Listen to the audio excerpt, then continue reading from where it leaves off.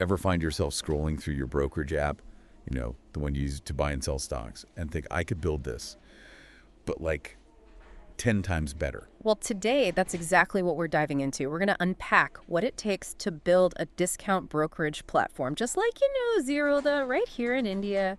Buckle up. No, full disclaimer, we are not giving financial advice here. Think of this more like we found this super in-depth guide and we're going through it together. Kind of like your blueprint, but for navigating this whole world of finance and, well, maybe making your own Zerodha someday. Ambitious. Sounds ambitious. It is. And this guide doesn't mess around. Like first page, bam, you need licenses from SEBI, the Securities and Exchange Board of India. Yeah. Is this like normal for finance? Yeah. Because it seems intense. Oh, absolutely. It's intense for a reason, though. Think of financial regulations as like the guardrails on a highway. They might not be glamorous, but they keep everyone safe. SEBI's job is to make sure everything's transparent, fair, and that investors, especially everyday investors, are protected. Remember those big financial scandals a few years back? Vaguely. Regulations are there to prevent that kind of stuff from happening again. Okay, so it's for the greater good. Still, when the guide got into financial reporting, customer protection, risk management, all those things, suddenly starting a fintech company sounded a lot less exciting and a lot more like, my accounting class in college. Not my favorite. I can imagine. But let's get to the fun stuff, the tech. This guide talks about needing a trading platform. Obviously, that's a given.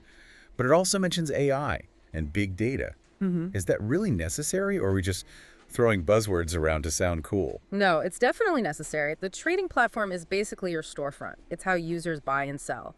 But AI and big data, that's where the magic happens. It's about analyzing market trends, understanding individual investor behavior, and using all of that to give your users an edge. So like, instead of just telling me what hot stocks to buy, it's more like personalized advice. Exactly. Imagine a financial advisor, but instead of being a person, it's an algorithm that's constantly learning and adapting to your needs. That's the power of AI and big data. Okay, that actually sounds pretty awesome. Now for the million-dollar question, and I mean that literally. How do you actually make money? Because the guide keeps mentioning how Zerodha has those crazy low fees, which is great for users, but if you're not making money off commissions, then what's the business model here? Right, so that's where things get even more interesting. With platforms like Zerodha, you have to look at their revenue streams. A big chunk comes from the interest they earn on client funds. Really? I never even thought about that. Yeah, and they also generate revenue from other financial products they offer. Things like mutual funds, maybe insurance. It's all about diversification, not putting all your eggs in one basket. So it's like that saying, make money work for you. Exactly. Which makes sense. Actually, speaking of diversification, I was reading about how interrelevant recent investment trend is getting really popular these days. Seems like the more you offer, the more appealing it is to a wider range of investors, right? 100%. Offering a wider variety of financial products is always a smart move. Makes sense. Yeah. Okay, so let's say we've got our platform built. It's super sleek, super intuitive. We got our licenses from SEBI. We've got a solid revenue model figured out. Now, how do people even know we exist? Like, are we talking those boring financial ads with like people in suits talking about portfolios? Because that's not exactly going to make anyone think innovative fintech startup, right? You're preaching to the choir. Those old school tactics definitely don't work in the fintech world. You got to meet your audience where they are. That means social media campaigns, educational content, maybe even some influencer marketing. Wait, hold on. Are you saying there are like financial influencers on TikTok now? Because honestly, I kind of want to see that. Oh, yeah.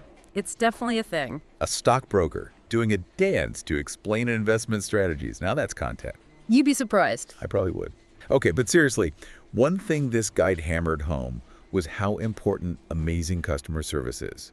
And it sounds obvious, but I can see how it'd be easy to get so caught up in the tech side, the market data, all of that, that you forget at the end of the day, you're dealing with people with real questions. It's more important now than ever, especially with social media. People share everything online. One bad customer service experience, like one tweet going viral, that could be it. Oh, tell me about it. I had this nightmare situation with, I don't even remember what company, where they lost my order. Then I got stuck in some endless loop with a chat bot that clearly didn't understand a word I was saying. I was ready to pull my hair out. I've been there. It's the worst. The worst. Which just proves good customer service, make or break. Okay, last thing, and it's kind of a big one, risk management. I'll be honest, this is where I usually tune out. It just seems so I don't know, dense and complicated. Can you break it down? Like, why should I, as someone who might want to build a platform or even just invest in one, care about risk management? Good question. It boils down to this: protecting yourself, protecting your users, and protecting their investments. Because think about it. What happens if there's a major market crash? Or even worse, a security breach? Risk management is all about having the right safeguards in place so that if or when things go wrong, you can minimize losses, protect user data, and keep the whole operation afloat. Okay, now that you put it that way, it makes perfect sense. It's not just about the company avoiding disaster, it's about making sure everyone on the platform is protected. Exactly. Wow. So, to sum it all up, anyone out there dreaming of building the next Zerodha, it definitely takes more than just a good idea. You're talking navigating SEBI regulations, building a killer tech platform, figuring out how to actually make money, and you can't forget marketing, customer service, risk management. It's a lot. It is. It's challenging, but also incredibly rewarding. That's a good point. You know, it makes you think, though, with the way things are changing, with platforms like Zerodha gaining so much traction, what comes next?